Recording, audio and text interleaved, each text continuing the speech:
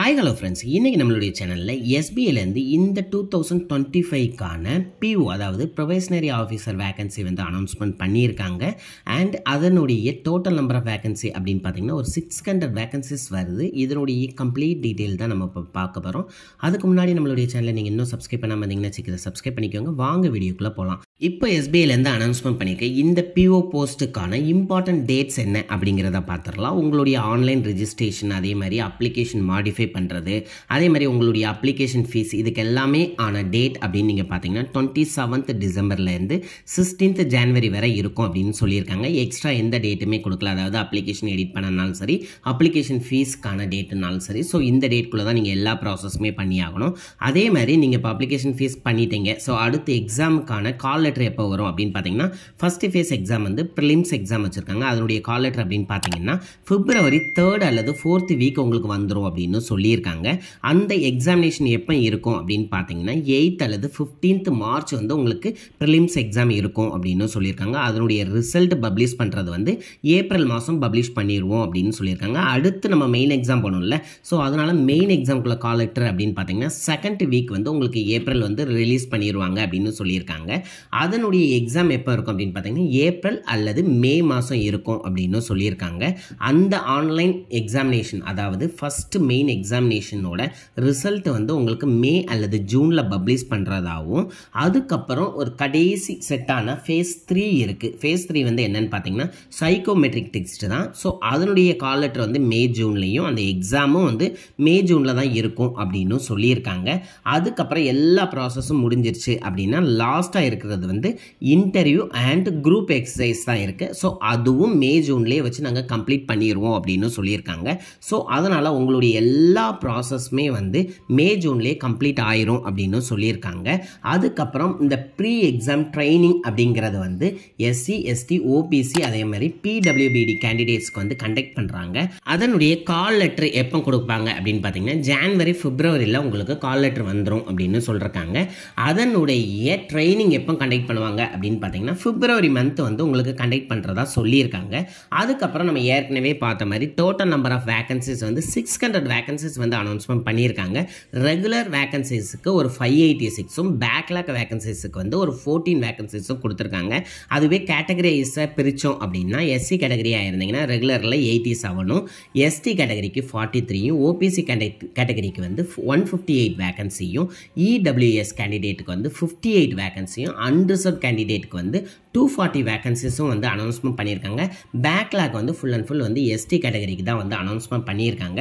So அதனால் இந்த டீட்டெயிலையும் கொஞ்சம் கிளியராக பார்த்துக்கோங்க. அதுக்கப்புறம் உங்களுடைய ஏஜ் லிமிட்டை பொறுத்தவரையில் 21 இயர்ஸ்லேருந்து 30 இயர்ஸ்க்குள்ளே இருக்கணும் அப்படின்னு சொல்லியிருக்காங்க. அது மட்டும் இல்லாமல் ஏஜ் ரிலாக்ஸேஷனும் கொடுத்துருக்காங்க. நீங்கள் இப்போ வந்து ஓபிசி கேண்டிடேட்டாக இருந்தீங்க அப்படின்னா உங்களுக்கு 3 இயர்ஸ் ஏஜ் ரிலாக்ஸேஷன் கொடுத்துருக்காங்க. அதுவே எஸ்சி, எஸ்டி கேண்டிடேட்டாக இருந்தீங்கன்னா 5 இயர்ஸும், பிடபிள்யூபிடி கேண்டிடேட்ஸாக இருந்தீங்கன்னா அண்டர்சர்வ் கேட்டகரினா உங்களுக்கு 10 இயர்ஸும், ஓபிசி கேட்டகரியாக இருந்தீங்கன்னா 13 இயர்ஸும், அதுவே எஸ்சி, எஸ்டி கேட்டகரியில் வரீங்க அப்படின்னா உங்களுக்கு 15 இயர்ஸும் கொடுக்காங்க. அதுவே நீங்கள் எக்ஸ் சர்வீஸ்மேன் கேட்டகரியிலாம் வரீங்க அப்படின்னா உங்களுக்கு 5 இயர்ஸ் வந்து அவங்க கொடுக்குறதா சொல்லியிருக்காங்க. அதுக்கப்புறம் நம்ம இப்போ என்ன பார்க்க போகிறோம் அப்படின்னா செலெக்ஷன் ப்ரொசீஜர் தான் பார்க்க போகிறோம். மொத்தம் வந்து 4 செலெக்ஷன் ப்ரொசீஜர் வந்து இந்த பிஓ போஸ்ட்டு கொடுத்துருக்காங்க. ஒன்று வந்து ப்ரிலிம்ஸ் எக்ஸாம், ரெண்டாவது வந்து மெயின் எக்ஸாம் கொடுத்துருக்காங்க, மூணாவது வந்து சைக்கோமெட்ரிக் டெஸ்ட் கொடுத்துருக்காங்க, நாலாவது ஃபைனல் செலெக்ஷன் அப்படிங்கிற 4 ரவுண்டாக கொடுத்துருக்காங்க. ஸோ இதுக்கு அதாவது ப்ரிலிம்ஸ் எக்ஸாமுக்கு என்னென்ன ப்ரொசீஜரில் வருது அப்படின்னு பார்த்துடலாம். டெஸ்ட்டுக்கு பொறுத்தவரை இது வந்து ஃபுல் அண்ட் ஃபுல் வந்து ஆன்லைன் எக்ஸாமாக தான் இருக்க போகுது. இதுக்கான அந்த ஸ்ப்ளிட் பண்ணியிருப்பாங்களா அந்த டெஸ்ட்டில் என்னென்ன பார்ட்லாம் வரும் அப்படின்னு பார்த்தீங்க அப்படின்னா இங்கிலீஷ் லாங்குவேஜுக்கு ஒரு 40 கொஸ்டினும், குவான்டிடேட்டிவ் ஆப்டிடியூடுக்கு ஒரு 30 கொஸ்டினும், ரீசனிங் எபிலிட்டிக்கு வந்து ஒரு 30 கொஸ்டினும், டோட்டலாக 100 கொஸ்டின்ஸ், அதேமாதிரி 100 மார்க்ஸ் கொடுத்துருக்காங்க. அண்ட் இது ஓவரால் அந்த எக்ஸாமோட டைம் அப்படின்னு பார்த்தீங்கன்னா 1 hour அப்படின்னு சொல்லியிருக்காங்க. அதுக்கப்புறம் மெயின் எக்ஸாம் அப்படின்னு நீங்கள் பார்த்தீங்க அப்படின்னா அதை கிட்டத்தட்ட வந்து 4 பார்ட்டாக ஸ்ப்ளிட் பண்ணியிருக்காங்க. ரீசனிங் அண்ட் கம்ப்யூட்டர் ஆப்டிடியூட் இதுக்கு வந்து 40 கொஸ்டின், மேக்ஸிமம் 16 மார்க்ஸ் இருக்கும் அப்படின்னு சொல்லியிருக்காங்க. செகண்ட் பார்ட் அப்படின்னு பார்த்தீங்கன்னா டேட்டா அனலிஸ்ட் அண்ட் இன்டர்பிரேஷன் இதுக்கு வந்து 30 கொஸ்டின், 60 மார்க்ஸ் வரும் அப்படின்னு சொல்லியிருக்காங்க. தேர்ட் பார்ட்டை பொறுத்தவரை general awareness, economic, banking knowledge அப்படின்னு ஸ்ப்ளிட் பண்ணியிருக்காங்க. இதுக்கு 60 கொஸ்டின் 60 மார்க்ஸ் வரும் அப்படின்னு சொல்லியிருக்காங்க. லாஸ்ட்டாக வந்து இங்கிலீஷ் லாங்குவேஜ் வச்சுருக்காங்க. இதுக்கு 40 கொஸ்டின் 20 மார்க்ஸ் வரும் அப்படின்னு சொல்லியிருக்காங்க. ஓவராலாக கொஸ்டின்ஸ் அப்படின்னு பார்த்தீங்கன்னா 170, அதே மாதிரி மார்க்ஸ்ன்னு பார்த்தீங்கன்னா 200 மார்க்ஸ் கொடுத்துருக்காங்க. ஓவராலாக இந்த எக்ஸாம் டியூரேஷன் அப்படின்னு பார்த்தீங்கன்னா 3 hours வரும் அப்படின்னு சொல்லியிருக்காங்க. அது மட்டும் இல்லாமல் டிஸ்கிரிப்டிவ் பேப்பர் அப்படிங்கிறதையும் வந்து ஒரு 50 மார்க்ஸ்க்கு வந்து ஆட் பண்ணியிருக்காங்க. அது வேறு ஒன்றும் கிடையாது, உங்களுடைய கம்யூனிகேஷன் ஸ்கில், அதுக்கப்புறம் இமெயில் ரிப்போர்ட்ஸ் எப்படி பண்ணுறது, சிச்சுவேஷனை எப்படி அனலைஸ் பண்ணுறது, இதை பேஸ் பண்ணி தான் அந்த மார்க் கொடுக்காங்க. இதுக்கு ஒரு 30 மினிட்ஸும் ஓவராலாக உங்களுக்கு மெயின் எக்ஸாம் அதாவது செகண்ட் ஃபேஸை பொறுத்தவரை 250 மார்க்ஸுக்கு வந்து இந்த எக்ஸாமை வச்சு அது மூலமாக உங்களை செலக்ட் பண்ணுவாங்க. அண்ட் தேர்டு ஃபேஸ் அப்படின்னு பார்த்தீங்க அப்படின்னா சைக்கோமெட்ரிக் டெஸ்ட் தான்.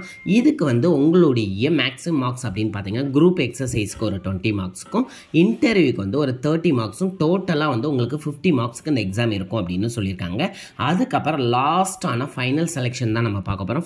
ஃபைனல் செலெக்ஷனை பொறுத்தவரை உங்களுடைய மெயின் எக்ஸாமில் வந்து நீங்கள் 250 மார்க்ஸுக்கு நீங்கள் 75 மார்க்ஸ் நார்மலைஸ் மார்க் எடுக்கணும். அதே மாதிரி குரூப் எக்ஸசைஸ் அண்ட் இன்டர்வியூக்கு 50க்கு 25 எடுக்கணும் அப்படின்னு சொல்லியிருக்காங்க. டோட்டல் 300க்கு 100 எடுத்தாலே நீங்கள் எலிஜிபிள், அதுக்கு மேலே எடுத்தால் தான் உங்களை செலக்ட் பண்ணுவோம் அப்படின்னு சொல்லியிருக்காங்க. அதுக்கப்புறம் நம்ம பார்க்க போகிறது வந்து என்னென்னா அப்ளிகேஷன் ஃபீஸ் தான் பார்க்க போகிறோம். இப்போ நீங்கள் வந்து அன்ரிசர்வ்டு இடபிள்யூஎஸ் ஓபிசி கேண்டிடேட்டாக இருந்தீங்க அப்படின்னா உங்களுக்கு 750 ருபீஸும், அதுவே வந்து எஸ்சி எஸ்டி பிடபிள்யூடி கேண்டிடேட்ஸாக இருந்தீங்கன்னா உங்களுக்கு ஃபீஸ் கிடையாது அப்படிங்கிறதையும் கிளியராக சொல்லியிருக்காங்க. நெக்ஸ்ட் நம்ம பார்த்தோம் அப்படின்னா இந்த ஆன்லைன் அப்ளிகேஷன் ஃபார்ம் எங்கே போய் ஃபில் பண்ணுறது அப்படிங்கிற எல்லா டீட்டெயிலையும் ஆன்லைன் ரெஜிஸ்ட்ரேஷன் லிங்க் அதுக்கப்புறம் நோட்டிஃபிகேஷன் லிங்க் எல்லாமே வந்து நான் டிஸ்பிளேலையும் கொடுத்துட்றேன். https://web/career/current-opening அப்படிங்கிற சைட்டில் போய் தான் நீங்கள் வந்து அப்ளை பண்ணுற மாதிரி இருக்கும். நெக்ஸ்ட்டு வந்து இந்த போஸ்ட்டுக்கான எக்ஸாமினேஷன் சென்டர்ஸ் எங்கெல்லாம் இருக்கும் அப்படிங்கிறத பார்த்துடலாம். ப்ரிலிம்ஸை பொறுத்தவரை தமிழ்நாட்டில் உங்களுக்கு பிளேசஸ் அப்படின்னு பார்த்தீங்கன்னா சென்னை, கோயம்புத்தூர், ஈரோடு, மதுரை, நாகர்கோவில், சேலம், தஞ்சாவூர், திருச்சிராப்பள்ளி, திருநெல்வேலி, வெள்ளூர், விருதுநகர் அப்படிங்க இவ்வளோ பிளேஸ்லேயும் உங்களுக்கு ப்ரிலிம்ஸ் எக்ஸாம் இருக்கும். அதுவே மெயின் எக்ஸாம் அப்படின்னு பார்த்தீங்கன்னா சென்னை, மதுரை, திருநெல்வேலி அப்படிங்கிற 3 இடத்துல மட்டும்தான் இருக்கும். ஸோ இதையும் நோட் பண்ணிக்கோங்க. அண்ட் இதனுடைய ஃபுல் டீட்டெயில் எல்லாத்தையுமே நான் டிஸ்கிரிப்ஷன்லேயும் கொடுக்குறேன். உங்களுக்கு ஏதாவது டவுட் இருந்துச்சு அப்படின்னா கண்டிப்பாக எனக்கு கமெண்ட் பண்ணுங்கள், ரிப்ளை பண்ணுறேன். இதே மாதிரி ரெகுலரான ஜாப் ரிலேட்டடான வீடியோஸ் பார்க்குறதுக்கு நம்மளுடைய சேனலை சப்ஸ்கிரைப் பண்ணிக்கோங்க. Thank you friends.